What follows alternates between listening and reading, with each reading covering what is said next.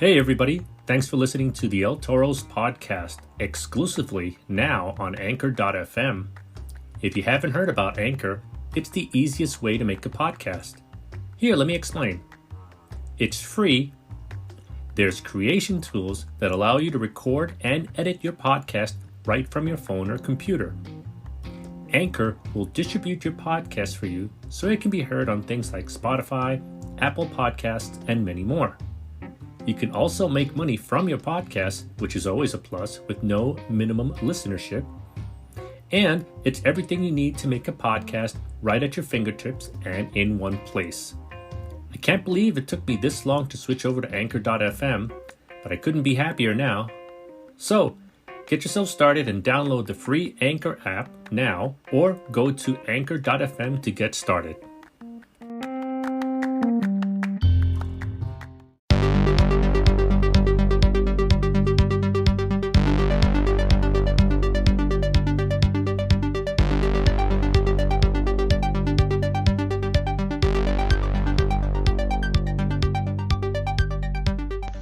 Welcome everybody to the Capital Wrestling Podcast. I'm your host, Sean O'Brien.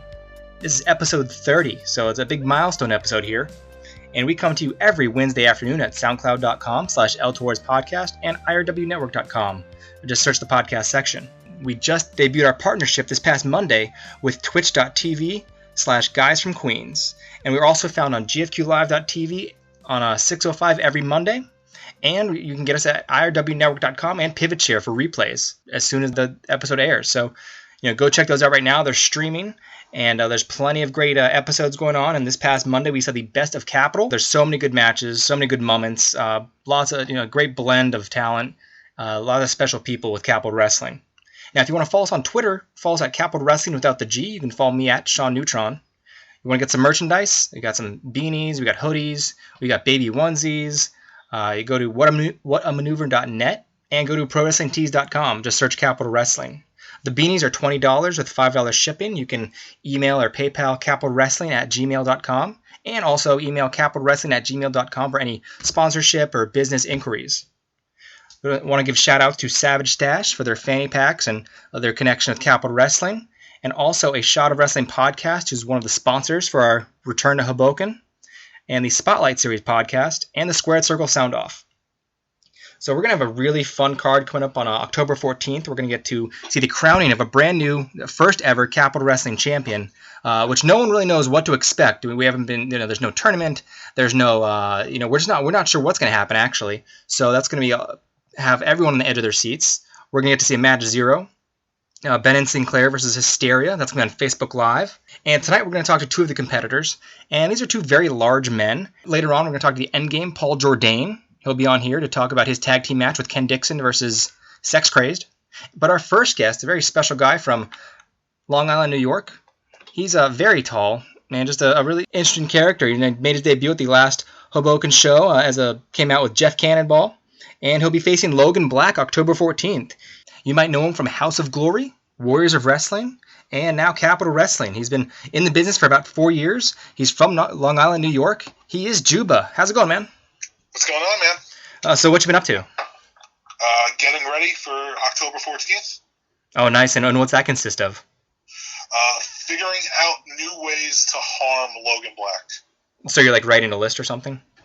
I had a list for the past 2 years so far, so I just keep adding new ideas. Oh, okay, so this has been going on. This has been simmering for quite some time. Oh, yeah, I hate that guy. Is he just a douchebag to you? Is that what it is, or? Yeah. You pretty much, you can look at him and you can get that right away. He's always been nice to me, but breaking news, Juba thinks Logan Black is a douchebag. Yeah. Was he nice because he wanted something from you? I don't know. He's always struck me as a very nice guy, but maybe I just get along with everybody. I might have the gift of gab. That might be it. So, where did this all stem from, do you believe? This was actually my first shot at the Warriors of Wrestling heavyweight title. He kind of cost me my match, and I never really had a chance to get the title or a title shot since then. Mm-hmm. So then I heard that he was getting his nose into friends' businesses at other promotions known as Capital Wrestling, and that's where I came into the picture. So I guess it's like you're working hard towards that title shot and have it, kind of pulled out from under you. I mean, that must have been a really terrible feeling. Yeah, that was probably the worst day of my career. Uh-huh. And so now when it comes October 14th, I mean, we'll get to that match in just a little bit, but you're looking to really put a hurting on Logan. Oh, yeah. Any chance I get in the ring with Logan, I don't look to be a nice guy. We have the list of Jericho, but I think the list of Juba is about to overtake it. It's a much more violent list. Drink it in, man. Now, on your Twitter page, you list yourself as a music guy, and I believe you had a former life in the past as a roadie. Yeah, roadie, merch guy. I've been on a few tours here and there. Mm-hmm. But yeah, that was my life before I finally settled down with wrestling. So how did that start out for you? Going to shows when I was in high school, I got to meet just people who guided me on in like the direction to meet up with these bands and see if they needed things. And one tour led to a possible job here and there, and that was that. Was it like a certain style of music, or were you kind of open to a few different? You could go in the pop punk genre area. Mm-hmm. Yeah. A very I guess adjacent friend to wrestling. Yeah. The parallels and the like crossover is so it's there. Mm-hmm. And who were some of the bands that you helped out with? 4 Year Strong and the Wonder Years, bands like that. Oh, nice. And so like were they traveling all over the country? Yeah. And what was like your favorite experience from that, or most memorable experience? Being able to actually tour on the Warped Tour. Oh, wow. Because I grew up with that tour as like the Holy Grail. So actually being like on it and being able to see how everything's run and meeting everyone, like that was probably the best time. Yeah, what's that atmosphere like, if you can describe it? Hot and real crazy, but at times real fun. It's like an adult summer camp. So there's not a lot of deodorant? No, very little. Very little. And I guess what were some of the performances aside from the ones that you helped out with that you saw that were musical performance that stood out? Like in my life, or on the tour? Or on the Warped Tour. There was actually, like, I'm not that crazy of a fan, but this was right when A Day to Remember got big. Mm-hmm. And I remember watching them play their home show on that tour and just seeing so many people just losing their minds for that man. So is it kind of like, in wrestling, you can captivate someone with a microphone. In music, you can do the same thing? It's, again, the parallels are so similar. I guess that's where they kind of get their high from. Yeah. And I hear a lot of wrestlers say, when they retire, that's what they miss the most. Yeah, like, again, I can't picture myself in a, like, office job necessarily.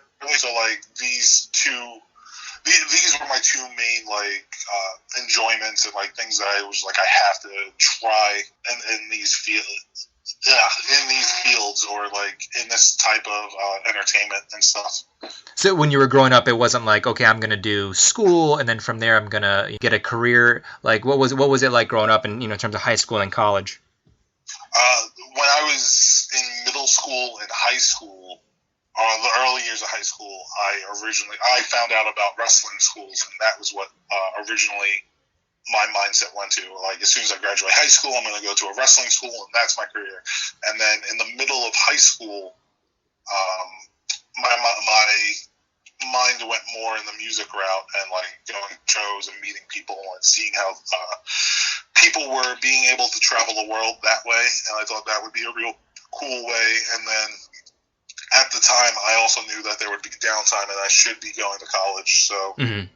So I took up film study and stuff like that to try to get a background in that. And how did that go for you? Interest kind of fell by the wayside when the other two things started increasing. Mm-hmm. But like it's part of the arts that like I appreciate and stuff, and I love learning how to tell stories and how to like show stories off. Yeah. With, different ways of like setting something in a frame or a picture and stuff like that. So it was cool. It was a cool thing for the 4 years that like I was doing. I got to meet a lot of cool people that way too, and that helped with my wrestling career and my music career, because then I was helping with music videos, and here like I could edit like highlight packages and stuff like that. So like nothing went to waste out of there. That's kind of like, you know, how the Indians are very resourceful and they use every little, you know, part of an animal they can. Yeah. And that, like, you know, when you talk about telling stories from film, and in the wrestling ring, you're telling stories as well. And when I first started watching wrestling, I just thought, you know, colorful, you know, big guys, athletic movements, but I didn't really think of the storytelling aspect until years later. Right.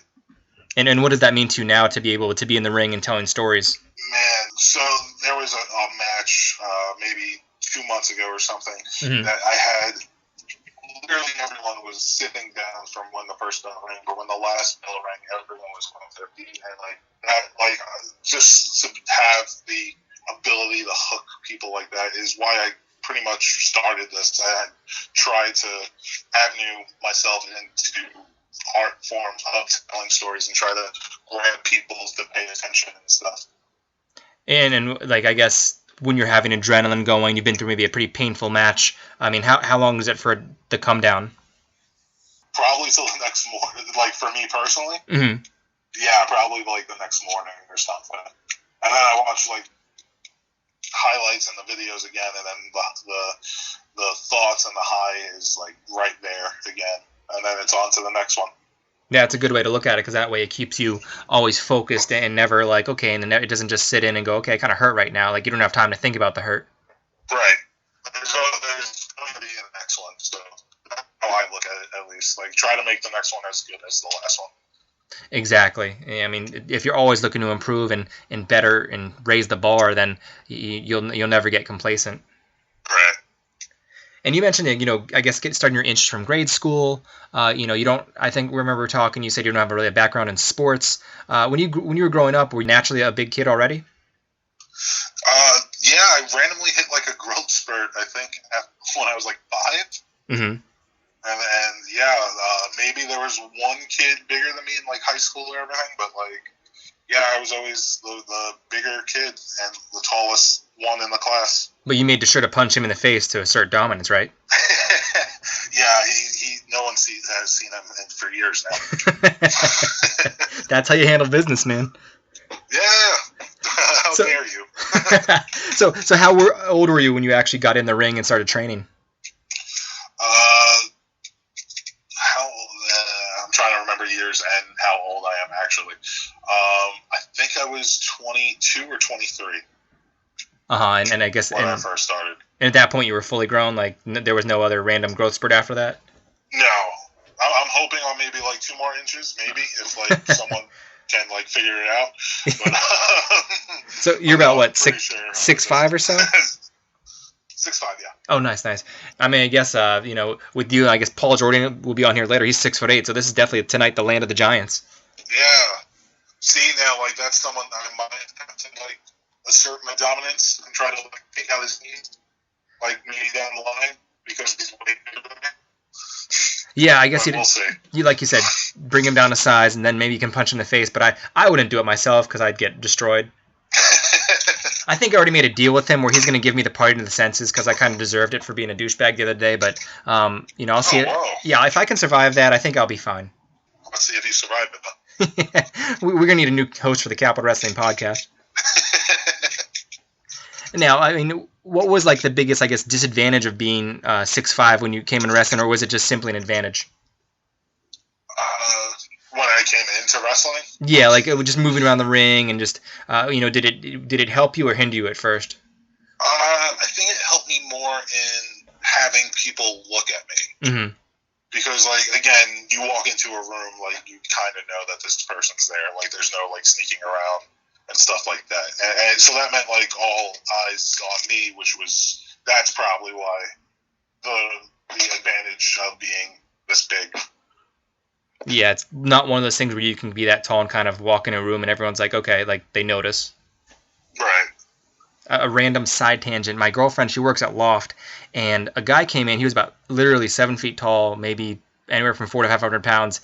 And he walks in with a bag full of beer, like three beers actually. So it wasn't even like a whole case or anything. He walks in. First of all, you're in a girl's store, and second of all, you're very large. So what part do you think no one's gonna notice you?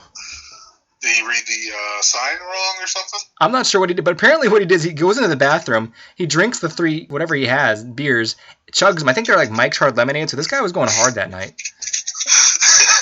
And then he just walks out, and then he walks out and he looks at them and he says, "I disposed of the trash," and then he just walks out like an alien or something. Hey, so you know what? He's the good guy in all this. Yeah, he did litter, so I guess he's really just an honest to good guy. Yeah. But the moral of the story, people, is when you're very large, you cannot go unnoticed, and especially at a women's clothing store. Fair. And there's my absolutely random tangent for the night. Thank you, everyone. But I'm happy that was with me. So it's an honor. So now, what is your favorite aspect of wrestling? Oh man, I guess it's the ability to grab someone. Again, it goes back to the stories and like grabbing someone, because that's what happened to me. If I could lose touch of what's happening in like my actual, like with politics and drama and all that stuff going on, and I could focus on what like just a show in front of me. Yeah. Like I feel great knowing that like I was able to bring enjoyment that way to someone's life. And be like a form of escapism. Yeah, absolutely. Yeah, no, we can. Because, everyone knows that like you need those type of things. So if I could be the one that like gets your mind off of that and actually like has you smiling, cheering, hating, booing, dancing, whatever it is, and enjoying yourself, like that's the best part. And not insert politics into wrestling. Right. Now, you're familiar with, obviously, Warriors of Wrestling, House of Glory, now Capital Wrestling. I mean, talk about the New York wrestling scene these days. New York wrestling scene is quite interesting, actually. Would you consider, I guess we'll like talk about like the jerseys. The talent is really unreal. There's a bunch of underused and underappreciated and like so much talent on these shows. And I think like everyone like elsewhere is just not catching on for whatever reason. Mm-hmm. I do feel that we're at the New York area isn't as big as it was maybe 10 years ago or whatever, mm-hmm. but I feel like we're at the come up again. Like we're trying to move up and we're trying to get eyes back on us. Is it one of those things where it's like, if it's not as big, there's not as much quantity, but there's more quality? Right. Mm-hmm. There's just so much wrestling out, so like it's hard to focus on like where everything is right now. But like I personally think like the New York area talent is the best, if not close to the best talent in the world, right? Yeah, I mean, just to name a few more, you got Tier 1, you got Five Boroughs Wrestling, there's lots of wrestling out there. Yeah. How did you become part of the Capital Wrestling roster? How did that come about? So again, past issues with Logan Black. Mm-hmm. Really, I've known Jeff Cannonball for a few years now. Yeah. Another music guy, whatever. So when problems between the AOC and Cannonball were coming up, that's when I figured I'd take a step in. So now, when you look at Jeff Cannonball, you see a guy who's been in these death matches, and he's a very hardcore guy when you think about it. But then he can wrestle. I mean, he's definitely no slouch in the ring, and he's just an all-around nice guy. But what is something when you that you know about him that no one would ever guess? Oh man, obviously nothing too personal, just in terms of being on that friend level. I'm trying to figure it, because like he would be the first one to like tell you that like he's not just like a deathmatch guy, and like you look at him, you see how big he is and all the scars and everything and the tattoos, and you assume that that's the type of person he is. But like you kind of said it, like there's that other part of him where he is a great wrestler and a nice guy on top of that and everything. Yeah, because I mean, I've seen him in the ring and just regular wrestling matches, and the guy can go around. And he's got lots of cardio for his size. Yeah, and that's like, I don't want to compare like us two, but I feel like that's the thing that, like, if you look at both me and Jeff, you don't necessarily you wouldn't have guessed how athletic we actually can be. Mm-hmm. Yeah, I mean, especially when he does that trust fall. That's the most athletic trust fall I've ever seen. I've seen other people do it, and like, man, I think Jeff's is the best. So you come alongside him and you say that you have all those, that pending tension and just dislike for Logan Black, and so you came out and you kind of took it out on them, and it was definitely a brawl at the last show. What was that environment like for you and your debut in Hoboken? It was weird because I didn't know if people would know. Like, I should have guessed.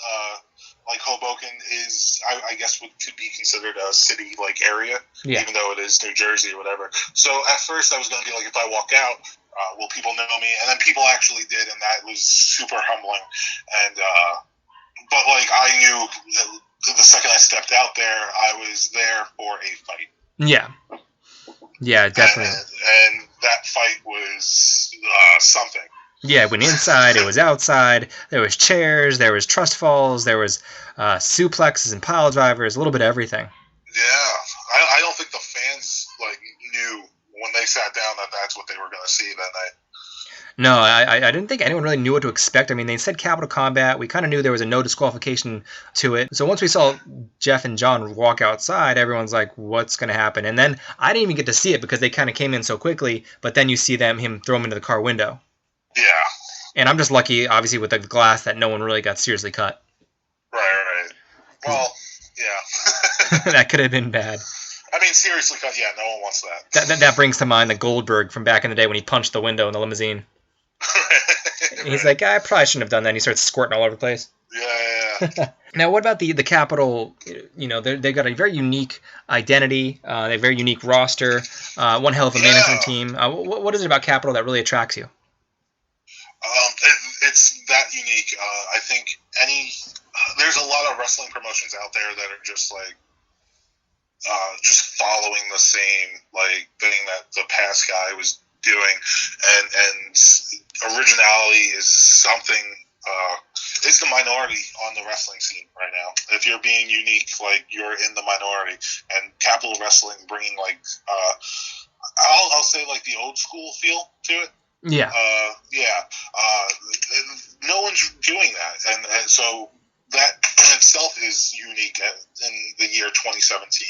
So just being unique compared to what everyone else is doing grabbed my attention right away. Yeah, it's one of those things where they have to. Some might call it niche. Yeah. Matt and Marcus have their vision, and it's one of those things where you have to have a vision for it and stay to it. You can't kind of just go, okay, we're gonna have a dream match here between these two guys and have a dream match here. You have to make sure it fits your company's brand and identity. Right. So I definitely respect the hell out of them for sticking to it. And I might not agree with everything I see, but at the same time, that's the thing about wrestling. There's a little bit of there's something for everyone. Not going to anywhere. Yeah. If you agree with someone 100%, then I don't think that there's a unique way, part of that. Exactly. If you don't agree with something, there's a bit of difference there, and that's what makes everything so exciting. Yeah, because you're gonna like certain things a little bit more than other things, but different. That's the thing about wrestling. There's just something for everyone. Right. Obviously, we know you have your issues with Logan Black, but what about the rest of the roster? What intrigues you? I mean, you mentioned Paul Jordane earlier, and potential matchups for you and just the roster in general. Going back to like New York talent or whatever, I think they have some of the best wrestlers there. Two people that I love watching, bit biased, but Anthony Gangone and Matt McIntosh are on the roster, mm-hmm. and I think those two are two of my favorite in the New York, New Jersey area. You even have people like Smiley and people like that are just so entertaining to watch. Yeah, and the characters and the personalities are just, they've got a great roster where people can just get lost in what everyone's like bringing to the table. Then you got guys like Sonny Kiss, you got guys like Mike Law and Matt Sells. I mean, there's so many different personalities and people, and now you got Bo Crockett, and you got that Capital Wrestling television title on the line come October 14th. So there's a lot of fun things, like you said, to look forward to. Yeah, again, like you said, there's something for everyone on this show. And if we're talking about, especially New York-based wrestlers, you can't leave out the New York Wrecking Crew. Of course. Is there, aside from your match, is there another match on the card that has your eye in terms of just interest? Anthony Gangone and Matt McIntosh are facing each other, correct? Oh, obviously, yeah. I mean, that makes plenty of sense. So yeah, there's that. Plus, like, I know, like, the TV title hunt is going. Honestly, Mike Law's character, because I never know what that man is going to do or say in the ring. Yeah. So whenever he's out, like that, I'm always have an ear or an eye out the curtain. No, definitely, you're right. I mean, he's a hard worker too. He's a really nice guy, and he's very unpredictable in a good way. Yes, absolutely. And they're going to have one hell of a match. Him and Bo Crockett are kind of on a collision course, so you can say. And Gangone and McIntosh match is actually going to be sponsored by the Squared Circle Sound Off, so that'll be lots of fun. I believe my match is sponsored by Spotlight Series. Correct? Spotlight, yep, you are correct. Spotlight Series. All right. And then I have to give them a shout out. Oh, no doubt. And then a Shot of Wrestling podcast will be sponsoring Sonny versus Logan Easton LaRoe. That is definitely two clashing personalities. Yeah. I'll be sure to be watching that one. Yeah, I mean, I'm very familiar with Logan here, and he's a staple at Nova Pro. He's starting to be at CWF Mid Atlantic, and now he's up there at Capital Wrestling. So he's really getting this East Coast, putting it on lockdown. Right. Now this brings us to your match finally versus Logan Black, and we've mentioned your tension with him earlier, and the things you plan to do to him. No, is this a match you're looking to end quickly? No, not at all. I'm looking to beat the crap out of him. So as long as I feel is necessary, and quickly is not as long as necessary. You want to make it worth it and savor it? Yeah, because I don't know when the next time I'll have my chance with Logan in a ring is, so I'll be acting like this is the last one. That's the only way to act about it. I mean, that definitely has that sense of urgency. And I mean, also obviously with that music background and past that you have, there's a big musical part of Capital Wrestling, and that is none other than Greg Massey. He does all the entrance themes and everything, and he does the theme music for Capital Wrestling. So, what are your thoughts about Greg, and are you looking to collaborate with him on anything? Yeah, actually, he's in works now. I sent him a few ideas. He said he's working on them as we speak, apparently. I can't wait to hear what he's come up with. I think it was Mike Laws that he just did. Yeah. I was blown away by like how cool that song was to go with the Mike Law character. Yeah, it's perfect. I mean, it kind of has that epic feel to it. Yeah. Now, when it comes to you in an entrance theme, what is your template for like a perfect entrance theme? I like high energy, but like not too like in your face. Mm. I really like different promotions. I'll use different theme songs or whatever, and that's just to get like my mindset right, like something that could hype me up and hopefully grab the audience's attention. Mm-hmm. But I also try to help with like my past life, so I try to bring songs from like my background to try to even show like an audience that might not have caught it when they were growing up or something. Yeah, and we all know that between your background in music and then also Greg Massey, you guys will come up with something really fun. Yeah, I hope so.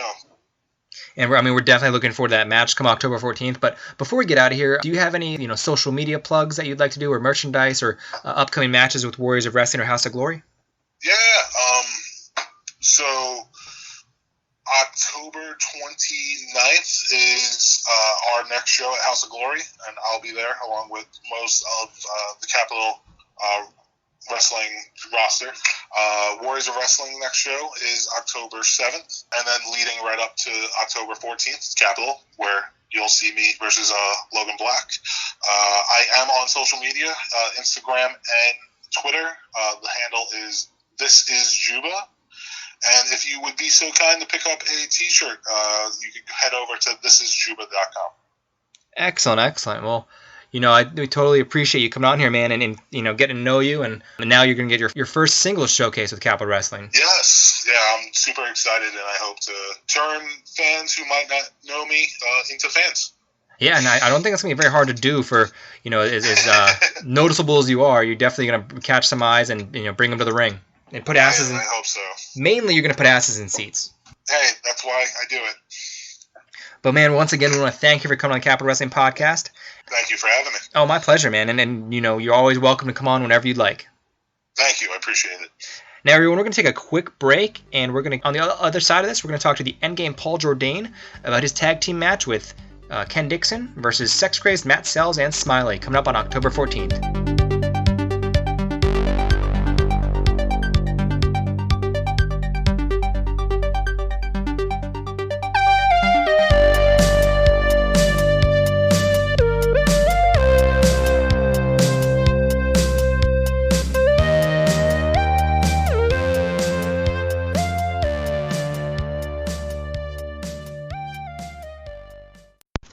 Welcome back, everyone, to the Capital Wrestling Podcast. I'm your host, Sean O'Brien. I want to thank Juba for coming on here earlier and talking about his career and also what he's got going on with Capital Wrestling. We're going to be looking forward to that match versus Logan Black coming up on October 14th, live from Hoboken, New Jersey. We're coming to you from irwnetwork.com and soundcloud.com/eltorspodcast. Now we're going to go to an even bigger member of the Capital Wrestling roster, and he came up short in his last effort in the debut for Hoboken, but he's looking to get back on the winning track in a tag team match at the next show. He is the Endgame, Paul Jordane. What's up, Paul?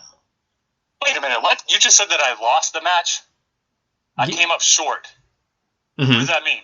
You mean I lost the match? Like straight up? You can't even explain the match like that, because that's not exactly how it went.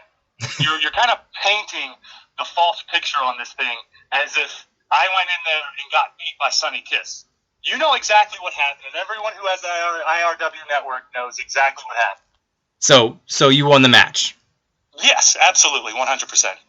Matthew Ryan Shapiro can back me up on that 100% as well. So that's what happened. Anything that happened after I won the match, I can't speak for, but I won the match. Other people want to get involved and put their noses into the business that has nothing to do with them. I can't talk about that, man. That's a really frustrating situation that we have here. I just don't appreciate you trying to act like I came up short, like I lost the match. You know I won the match, right, Sean? You're a very tall and imposing fellow, so yes, you won the match. Yeah, okay. You just literally... I don't know about these people. Why are you even laughing? This isn't funny.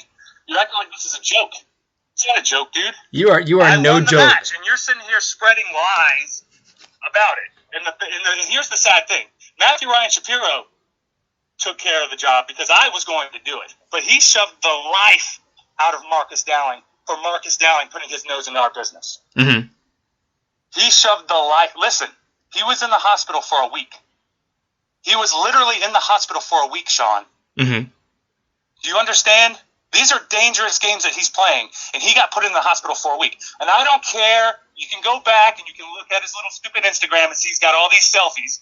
And he's got a backlog of selfies, dude. It's 2017. He's a hipster. He's a smart guy. He knows he's playing a dangerous game, so he has to be prepared. If bad things happen, he has to act like everything is going normal. He was in the hospital for a week. Ask him that. Any one of you Capital Wrestling fans need to just pay attention and ask Marcus Dowling how long he spent in the hospital. Because he spent literally a week, at least a week, from my reports, that is. So you're telling me that one of the heads of Capital Wrestling actually has selfies on standby in case he were to get an accident to make it look like he's having an active lifestyle? He's a hipster, man. That's what they do. You don't know that that's what they do? Of course that's what he does. He has a backlog of selfies. He takes them all the time. Have you been to a Capital Wrestling show? I'm sure you have. I hope. You see him back there taking selfies with everyone. He doesn't post them immediately because he knows bad things might happen, and you need to be prepared just in case. I need to act like everything's good because, it's a black guy for the owner of the company or whatever he is of the company to be in the hospital because he did some things that he shouldn't have done. And that's what happens. We don't want to hurt people, Sean. Mm-hmm. I don't want to hurt people. Matthew Ryan Shapiro doesn't want to hurt people. The New York Wrecking Crew doesn't want to hurt people. Even Ken Dixon, with the history of violence that he has, he doesn't want to hurt people. He has to, because that's his job. You know what I mean? Mm-hmm. It's a tough job, but somebody's got to do the job.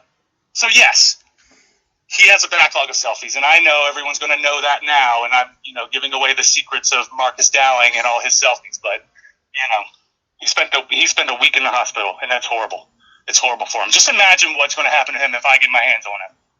I don't know. I don't want to know, because I think, with the sheer force you can hit that parting of the senses, that's pretty treacherous. Exactly. He would literally part with his senses. Hey, he might even turn into dust at that point. Yep.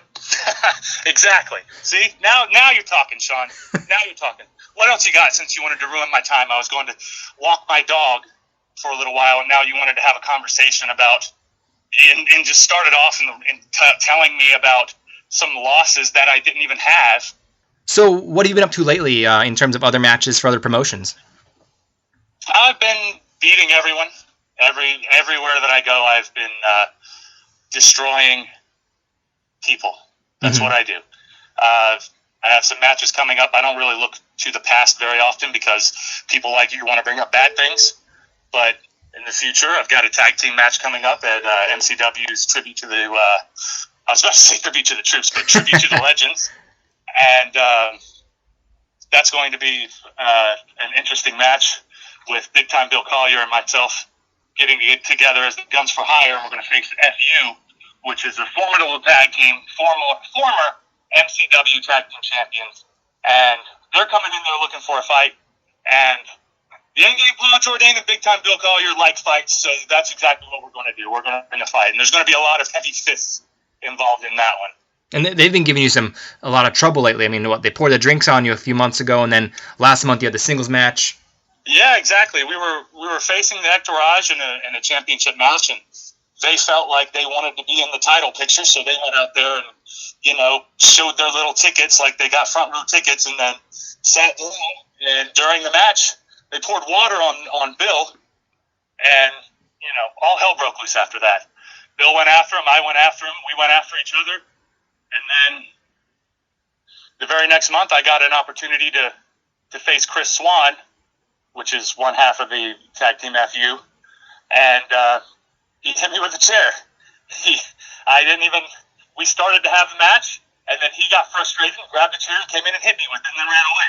So I'm really looking forward to this one coming up. That's going to be a, as JR would say, a punch in the face. Not a slobber knocker? No. Try to throw you off a little bit. You're sharp tonight, my friend. Yep, that's what I'm here for, man. I would say I'd be here all night, but I can barely stand talking to you as it is. So I'm just lucky to get the time I have with you. But you are. You absolutely 100% are. But anyway, keep going. I'm sorry. No, I was going to say, do you feel they've earned the tag team shots, or is it just you guys want to get in the ring and just rough them up? I don't care at this point. It doesn't matter what they've earned. What they've earned an ass whoop. Mm-hmm. That's what they've earned. They've earned their asses getting kicked, and that's what they're going to get. I'm not worried about anything else. Everyone else can talk about that. I'm going to show up ready to fight. Now, when you came to Capital Wrestling, you debuted versus Ryan Zane, and you made quite the impact. I mean, people didn't know what to make of you at first. They just saw this very large guy come in the ring looking really pissed off, and you came in, you made quick work of him. And you have to. And what's his name? Really good Ryan Zane, right? Oh, I'm sorry. Yeah, really good Ryan Zane. Exactly. He's one of the best I've seen, and you see what I did to him. So does that make you great? I don't know, Sean. You tell me. It's funny that was the first thought in your head, though, right?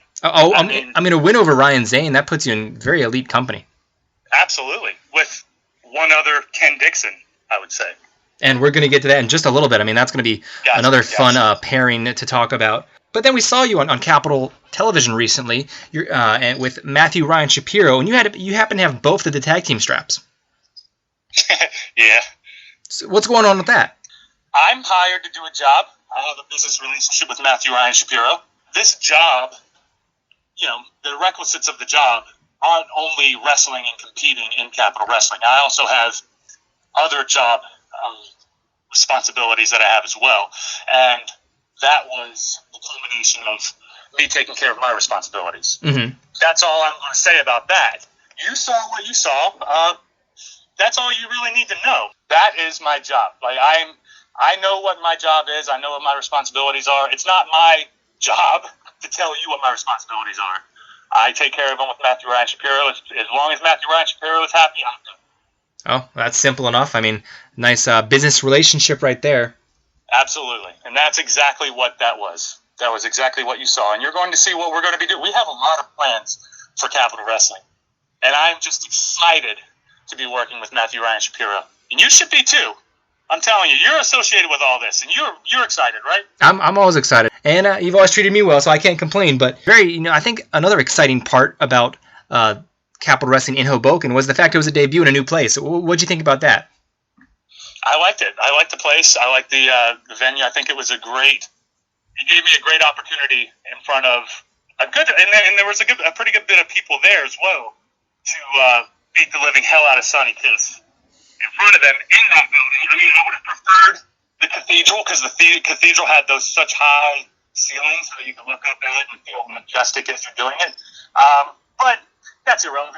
I'm pretty majestic as it is anyway, so I feel like that didn't take away too much. I like it though. I like being Hoboken. I absolutely love the fact that we were in front of Sonny Kiss's hometown and I got to beat him up. Whatever you want to say at the end, whatever. No. I still beat the crap out of him, and that's what's more important. Do you feel heading into that match, I mean, since it was his home crowd, that he had any sort of advantage? I feel like, well, here's the thing. You have to understand, Sonny Kiss is an athlete, and he is a top-tier competitor. I mean, he's not at the top of the card for no reason. He is a legit athlete. He will literally bring it. I mean, with all that being said, I still did what I had to do. But Sonny Kiss realized that he was in there with a monster, and he had a much bigger problem in his hands than what he had thought, because he did have a lot of momentum going in there, and maybe he had a little bit of momentum leaving as well, but that's not my fault. That is literally Marcus Dowling's fault, and that's why he spent the week in the hospital. And do you think that when he came out and it was dancing before the match, do you think that helped or hurt him? I had probably hurt him. I didn't even realize that he was dancing. Was he dancing? They were dancing? Oh, I wasn't. I figured if you should see the replay by now. Well, I've seen the replay, but I got him to cut it whenever we started the match. I'm not really worried about looking at myself walking down to the ring or watching Sonny Kiss walk down to the ring. So they danced. Oh, he did a little bit of a dancing performance for his hometown. Yeah, you could say that it hurt him, but in my head, he is probably a warm up. Mm-hmm. So I don't think it really hurt him that much. It was probably kind of getting the hips loose and everything like that. So that probably didn't affect him too much. Now, if it was very choreographed, that probably hurt him because he had to spend some mental energy remembering that instead of putting his mental energy into what he had to do to beat me. So that possibly could have hurt him. I'm not going to say whether it did or didn't because I don't know his pre-match ritual. Maybe he does dance before it, and that's how he warms up. I've seen weirder things in the wrestling business, that's for sure. So did anything during the match that he did surprise you? Absolutely. He hit me with a forearm, and everything went black. And then I came to, and I look over, and I saw his face, and then he looked a little angry, and he threw another one at me. And then I kind of came to, and then I finally threw him off. And this was at the very beginning. I finally threw him off of me so I could gather myself. Mm-hmm. And then it was at that moment right there when I shoved him off at the very beginning after he hit me in the face like 2 or 3 times with his forearm. I realized that, okay, well, we're in for a fight because he came to fight. And that was probably whenever I realized that, okay, I have to take him more serious than what I originally was taking him. Mm-hmm. I mean, then at that one point you had the spring. I think it was a springboard German suplex. Yeah, see, he tried to do the old wheelbarrow to the what's that, bulldog? Bulldog, yeah. But I caught him instead because he's really light. So I kind of whipped him into the ropes and then suplexed him on around. And I thought that he was done there. I mean, that was when he kicked out. That was pretty disappointing because I was like, man, what an impressive way to finish off Sonny Kiss with that. But Yeah, he's, they don't call him the Concrete Rose for nothing. That's exactly what he is. I can't take that away from him. He's tough as nails, Yeah, I mean, I'd never actually seen that suplex before, in any like independence or in WWE or anything. So to see that, I was like, that could become one of your signature moves, maybe. Possibly, if I can catch him in it, I'm most definitely going to do it. But that always depends on where. You never know where you're going to get your opponent until you get them there, and I just luckily caught him at the right spot at the right time. Mm-hmm. But if someone else decides to mess up and they're going to try that on me, they should know, and hopefully they do their scouting work. They're going to know not to do that. But if they do, please, I'm more than welcome, because I love throwing people. It seems like a passion for you. It is absolutely one of my passions. It's a 3-hour drive from Baltimore to New Jersey, and all I could think of is how far can I throw this guy? That's all I could think of. It's like I knew I had a job, but the part that got me excited was how far can I throw a human body? Let's find out tonight. Because I know how far I can throw some human bodies. This one looks pretty aerodynamic. I think I can make him fly. Now, we know you were focused on your match and defeating Sonny Kiss, but what about the rest of the card? Do you have any thoughts on that? Yes. Was that a hardcore match? There was a Kerman and Cannonball were in a Capital Combat match. The Capital Combat match blew my mind. And they busted, like somebody's car window got busted. It got so intense that a car window was busted. I believe that's just in my head. It's just insane knowing that these guys are willing to do that. So I'm noting this in my head, and I'm like, okay, if I ever have to face Cannonball or Kermit, I have to realize that they don't care about their own body. They will put themselves through anything just to hurt you a little bit more. So if they get hurt, that's great. But the point is for them to hurt you more, and that's kind of a little bit of a scary thought. Because the Endgame Paul Jordane, I like beating people up, but man, if you're going to try to throw me into a car, I don't know what your problem is, man. I just want to wrestle. So we're not looking for a Paul Jordane King of the Death match anytime soon. How much they paying? That's always the question. A good answer there. I'll be the King of the Death match if the price is right, buddy. I'll open my horizons to anything.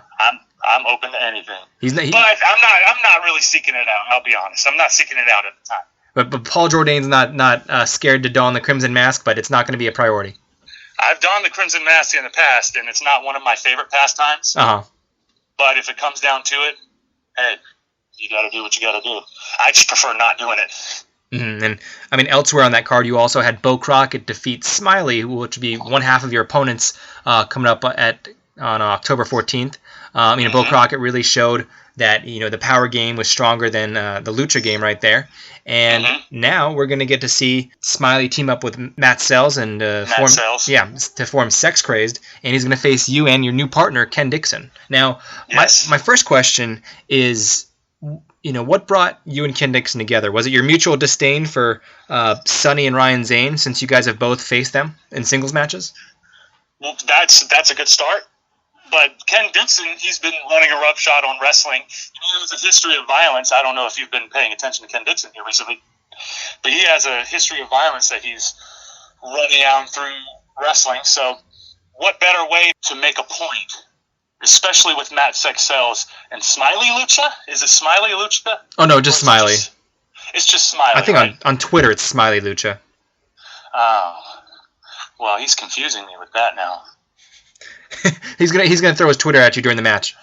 Oh man, so you can't do that. He's gonna throw me off of that stuff. No, just let him try the Lucha stuff so I can grab him and throw him. Anyway, the Jordane train and the history of violence. That's those two go together, right? The Jordane train's going to run roughshod through anything, and I'm going to run through anything and everything. And that history of violence, everyone's going to be taking note of it. So I think that we work out just well. Yeah, I mean, like you said, that's a good combination right there. Two guys who are just all about business, all about making money, and hurting people. Yeah, exactly. It's fun. To get paid to hurt people, and if you're really good at it, I mean, damn, what better job could you have? Now, in their last match, Matt Sells and Smiley, they came up short against Luxury Muscles Incorporated for the tag team titles. What are your thoughts on them as a tag team? I'm not worried about them. I think that they have potential in the future if they keep working together as a tag team really well. But the thing that they don't understand is we're not really worried about working as a tag team. We're worried about hurting them together. Whatever we can do to cause pain to them, that's all we're worried about. So here's the thing. It's a different philosophy. Their philosophy is they're going to go in there and they're going to try to win the wrestling match. And, hey, the game is wrestling. They're going to try to win the wrestling match. They're going to do tag team offenses. And it's probably going to be competitive. There's no slouches in Capital Wrestling. So even if I'm talking like it sounds like I'm taking them easily, I don't take anyone easily. Mm-hmm. I don't take any. I take them all seriously. But the difference in philosophy is, while the Smiley's doing all his lucha, and Matt Sells is out there dancing and trying to be sexy, they're going to get hit in the face. Mm-hmm. They're going to get hit right in the face, and it's not going to stop until the bell rings and the referee pulls us off of them. Mm-hmm. It's not. These are completely different philosophies.